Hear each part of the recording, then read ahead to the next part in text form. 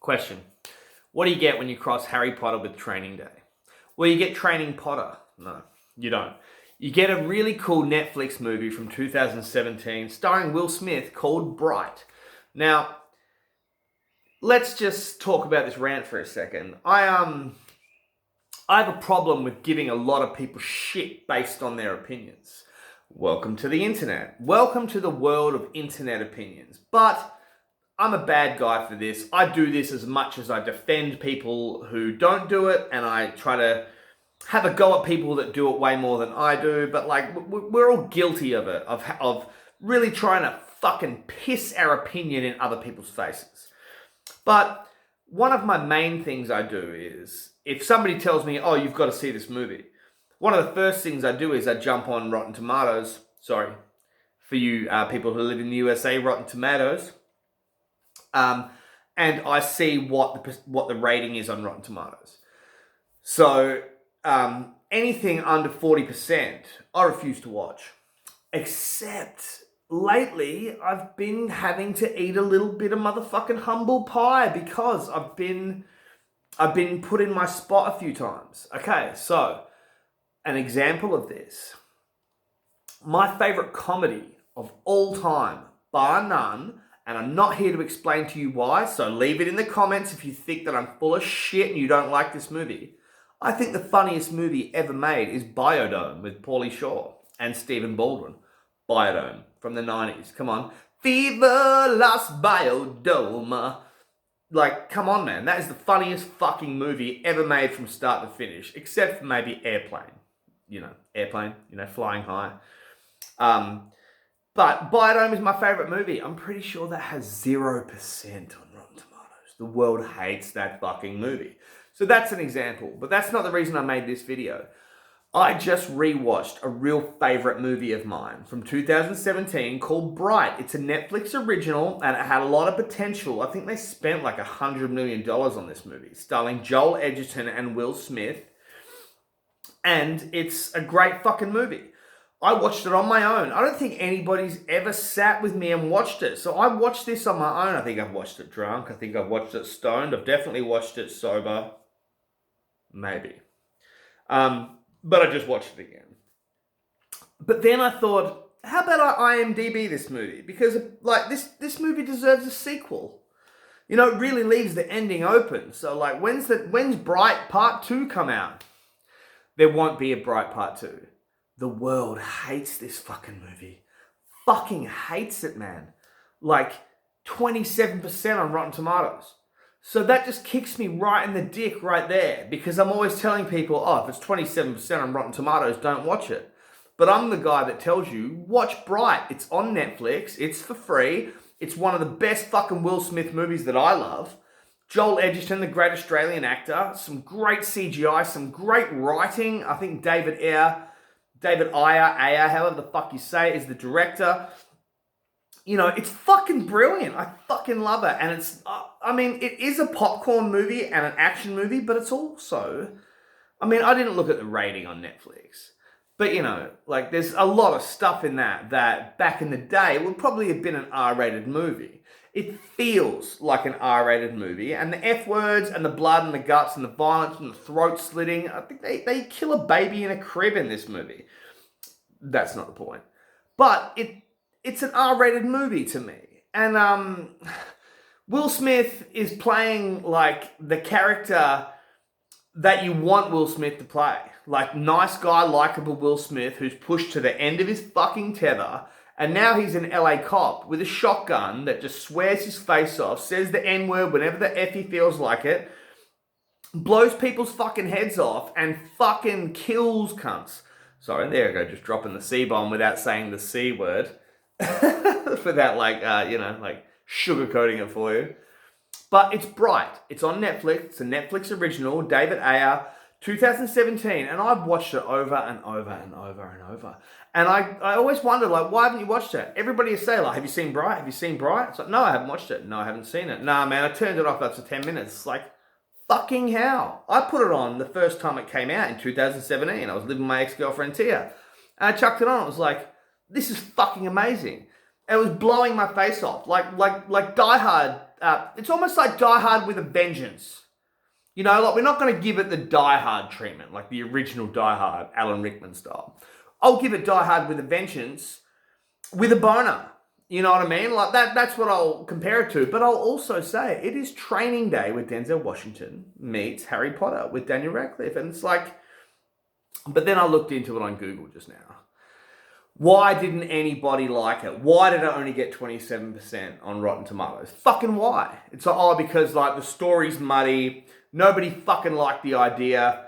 Everything was predictable. Now, I'll give you this.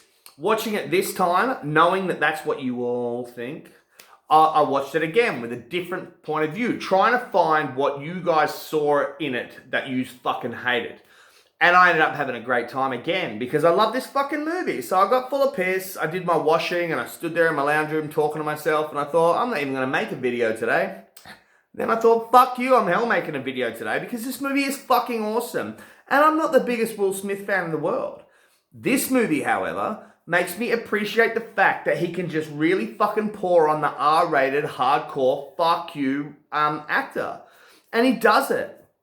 The actor, Joel Edgerton, playing the orc. Now, I haven't even told you what the movie's about, because like I said, this isn't really a review on Bright.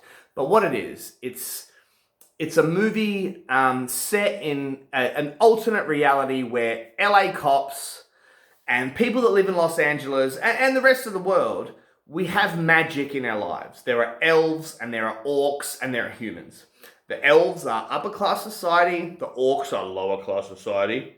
And we have the humans, and we all have to fucking live together, which is social commentary on race. Racism and bigotry and how we view our fellow man. Now, that doesn't interest me because I'm not a fucking bigot. I watch movies for entertainment. So the social commentary, I think, is done quite well. But also, I'm not a fucking political scientist, so I don't really give a shit. Do you know what I mean? Like, I watch this for fun. So when I watch this, I watch it. And I think the dialogue is amazing. I think the cinematography is amazing.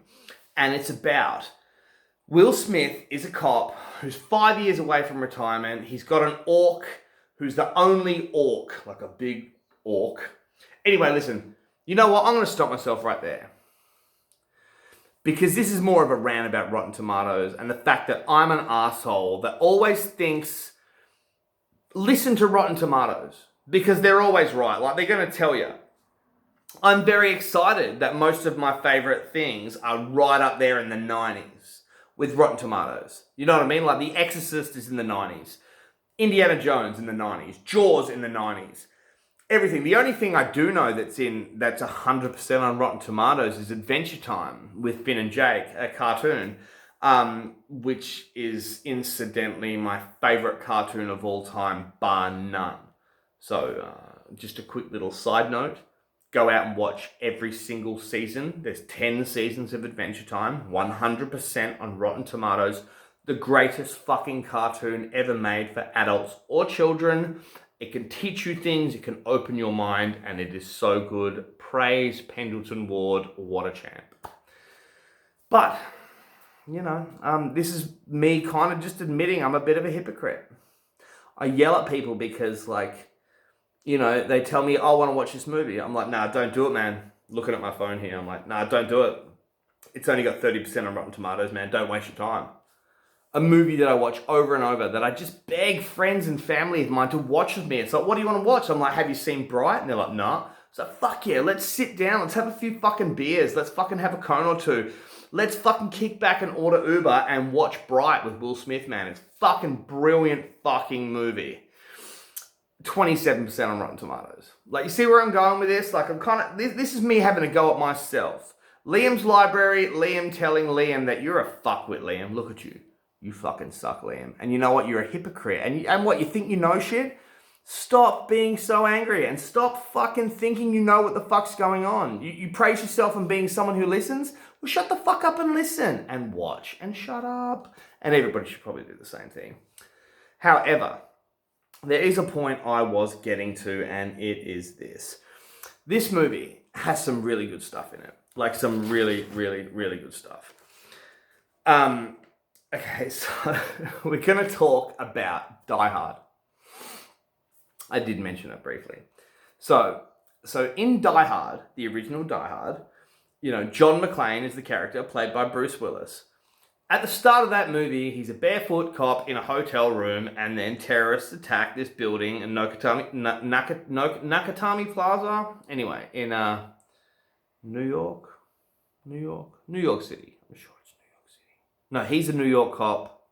He's in LA. Pretty sure that's the deal. Anyway, Frank Sinatra was supposed to play the role.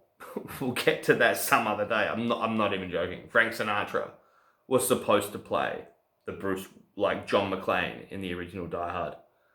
Thank fuck he didn't. Okay, so it's like Die Hard. He starts off, this cop, in the tank top I'm wearing, white tank top, cruising around there, fighting terrorists. His feet get cut up, he gets blown up, he has to fight, he gets choked out, he falls down fucking elevator shafts, covered in blood. By the end of it, when he kills Hans, he is covered from head to toe in blood and cuts. And he's fucking, he needs to go to the hospital. That is continuation. But continuation breeds plausibility. We believe that because we watched every single thing that John McClane did in that film. So at the end of it, he doesn't look like big, beautiful Bruce Willis. Hey man, fucking, I'm the star of the show. He looks like a man who's gone through hell and back just to survive. That's continuation, because every bit of blood that splashed on him when he shot a bad guy in the face, or got cut, or got fucking shot, or bashed, every bruise is there, every blood splatter's there. So we believe it. We can relate, and at the end we're like, fuck man, that was a ride. Now, another example. I'm not going to use the original Hills Have Eyes by Wes Craven. I'm going to use the remake of Hills Have Eyes by Alexandre Aja. Now, he remade the Hills Have Eyes in 2006, I think it was.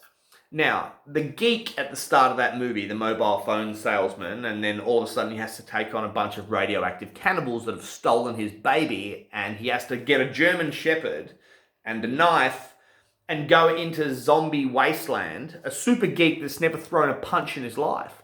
And he takes on all the zombies. And you see how he has to struggle, get strong, fight the zombies, kill all of them, and then you watch him just go survival mode and just kill. At the end of that movie, he comes over the hill with his dog and his baby in his hands. All his glasses are shattered. And from head to toe, he's covered in blood. And he's like, fuck yeah, I saved my baby. I stood up in the cinema in 2006 and I fucking cheered. That is a believable ending. That is continuation. That is fucking amazing. Like that once again, Die Hard style. I followed this fuckwit from the start to the end, and fuck man, I watched what you went through. Every single splash of blood and scar I watched you get, and I fucking feel for you. One more example. So, we have Hills Have Eyes, we have Die Hard. What was the other one? Oh, god damn it. Oh my god, how could I forget? My other example is this perfect example. Transformers 3. Now, we all know the Transformer movies fucking started to suck so bad that we all just don't need to see them anymore. Go watch Transformers 1. Awesome. Michael Bay, I hate you, so whatever. But Transformers 1 is watchable. Number 2, there were some really good visuals. Number 3, I went to the cinemas, and it's the last time I actually watched one. I think I watched 4. I don't think it was called 4. I think it was called something. Well, they're all called something. But the last time I went to the cinemas to see a Transformer Michael Bay movie was number 3. And the blonde chick, who wasn't Megan Fox anymore, like just the random super hot blonde chick. In Transformers 3, towards the end, they're all fighting in the city like they do at the end of every Transformer movie. She's falling from the top of a skyscraper, not at the top, in a room at the top of the skyscraper, smashing through glass. She falls into another skyscraper, rolls around, falls out of that, and then gets caught at the last minute, but gets dropped in the middle of a fucking street on the road from 50, 40, whatever the fuck stories high, but ridiculously high, and stands up to fight the robots. Not a hair out of place. No blood on her whatsoever. I felt like pissing in the person in front of me's popcorn, because that is bullshit. You know what I mean? Like, I get that we're trying to make the leading lady look hot, but we've watched her fight robots for days and days and days, and then at the climax, she needs to be cut to shreds. She needs to be pouring shit like fucking Sarah Connor at the end of Terminator 2 with holes in her arms, covered in blood. Her hair is nearly dreadlocked. She's fucking fucked up, but she's gonna kill that Terminator.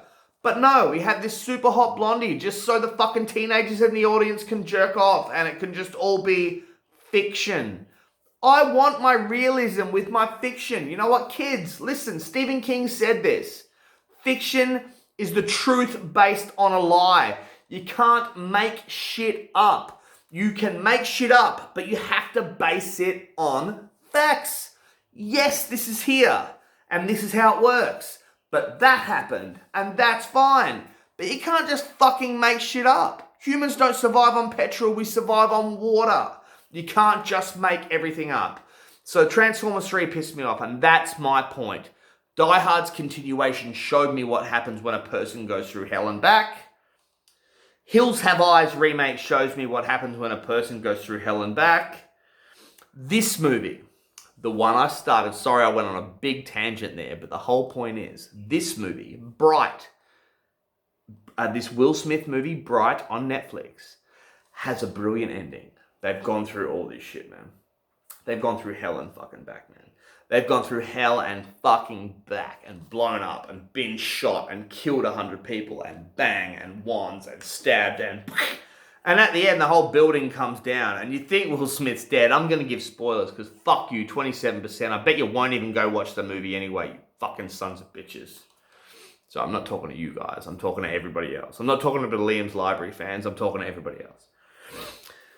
And at the end, they drag Will Smith out of the building, and him and Joel Edgerton are just sitting there, and they are Bruce Willis times a million. They are covered in so much blood and gun holes, and they need to go to the hospital. And he goes like this. Will Smith says to Joel Edgerton, he goes, "You know what, Jacoby?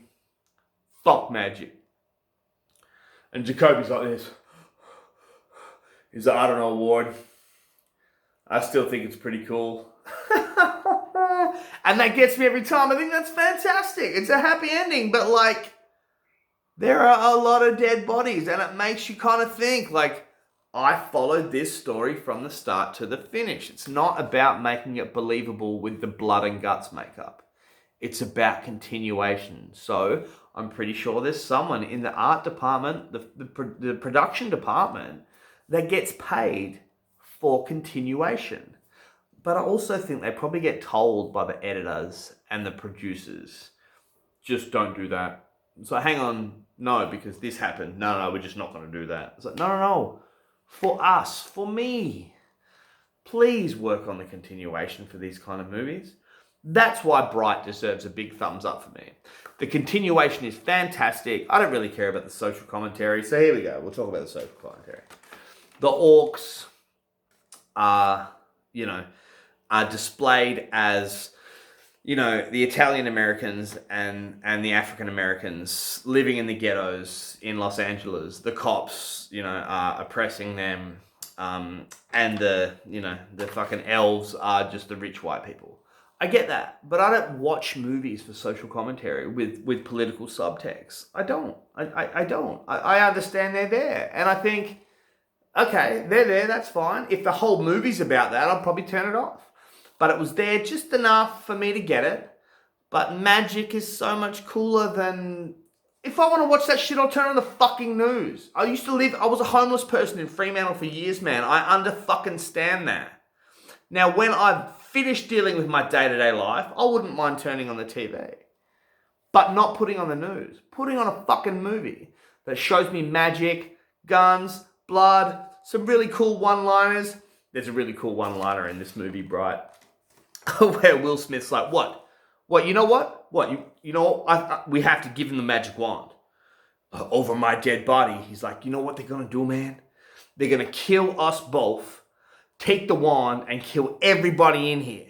And then they're going to take it anyway. It's like, well, I don't want to die. Well, you know what, Nick, motherfucker, now I do. This is Will Smith. Now I want to die. You know what? Fuck it.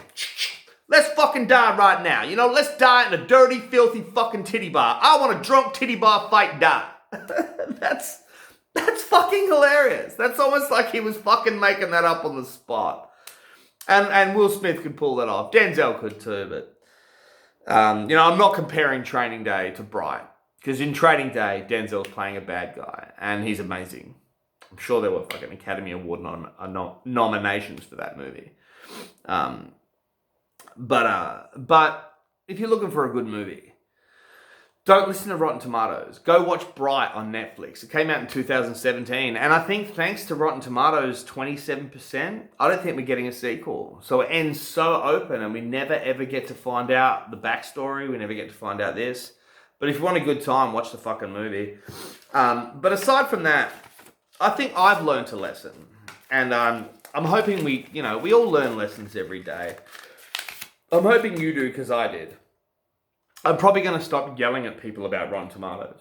Because I just ate some humble pie. I just realized one of my favorite movies only has 27% on Rotten Tomatoes. And it's one of the newer movies. And it's not a silly comedy where I kind of understand why it doesn't get a big rating on Rotten Tomatoes like Biodome. I was actually quite surprised that Bright got the rating that it got on Rotten Tomatoes. So, from me to you, Rotten Tomatoes, fuck you! No, I'm joking. Listen, next week, sorry I was away for so long, but anyway, next week we're going to do the new Stephen King book. Oh, God, it takes so long to do things. Every other white person that talks about Stephen King books on YouTube has already done it. But I'll get there in my own time. See you next week. Listen, look after one another, especially now. And, you know, read some great books. Watch some even better fucking movies. Some really good movies. And just never, ever, not even once in your life, don't ever take any shit from anybody. I'll see you next time. Bye.